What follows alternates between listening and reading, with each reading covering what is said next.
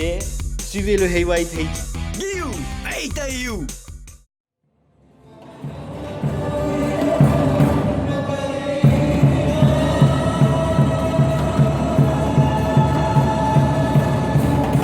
Alors nous avons décidé de travailler sur les étoiles et le firmament.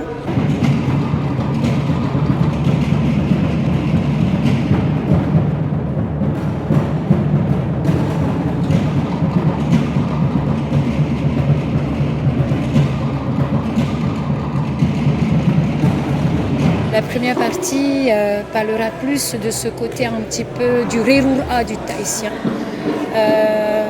de son détachement de sa propre personnalité, de son individualisme, de son détachement de sa culture, ne pas connaître la direction exacte de ce qu'il souhaiterait, cette volonté, cette envie d'être toujours sur la convoitise, convoitir toujours autre chose qui n'est pas la nôtre.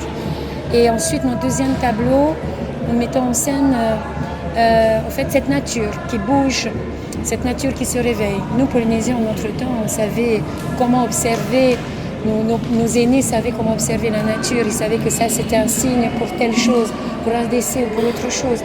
On était sensibles à ce qui se passait autour de nous. La nouvelle génération ne l'est plus.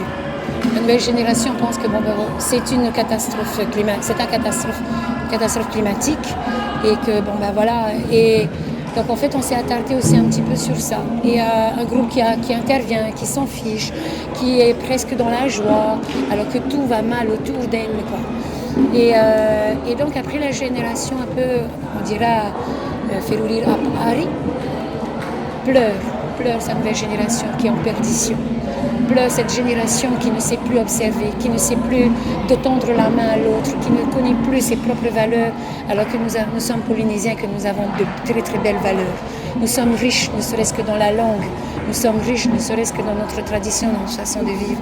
Nous sommes riches, ne serait-ce que dans notre façon d'utiliser les matières que le Seigneur nous remet dans les mains. Et ensuite,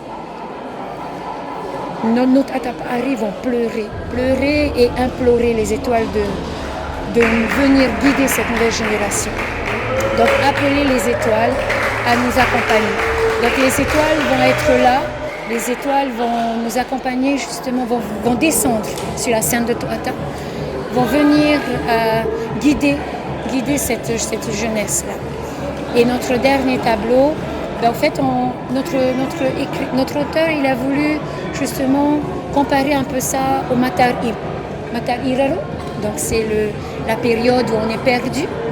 Et le Matar Inia, où il y a tout en abondance, le main, la joie de vivre, une réconciliation avec soi-même. Et notre dernière partie va se porter sur ça, sur cette joie de vivre et cette prise de conscience que nous sommes tahitiens, que nous avons des valeurs qui sont à nous et qu'il faut peut-être réfléchir, faire un bilan de notre vie et trouver notre propre Matar Inia.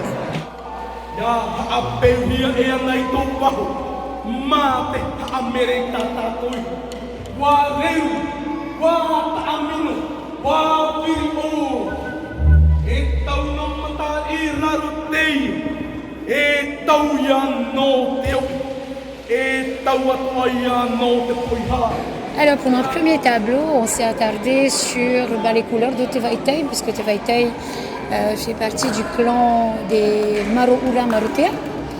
Donc nous sommes restés sur les couleurs rouge, jaune pour représenter, parce que c'est peut-être un thème qui va toucher toute la population, tous les Tahitiens, mais nous avons souhaité quand même ramener ça sur les Te Vaitai. Donc rouge, jaune.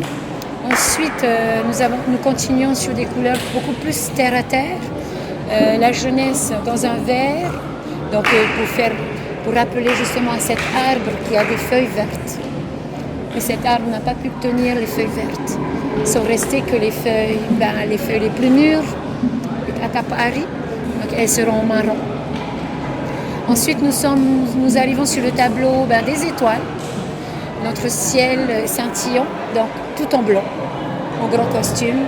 Et le Matar Inia, c'est les couleurs, c'est l'explosion de joie, c'est le final, c'est toutes les couleurs de notre végétal.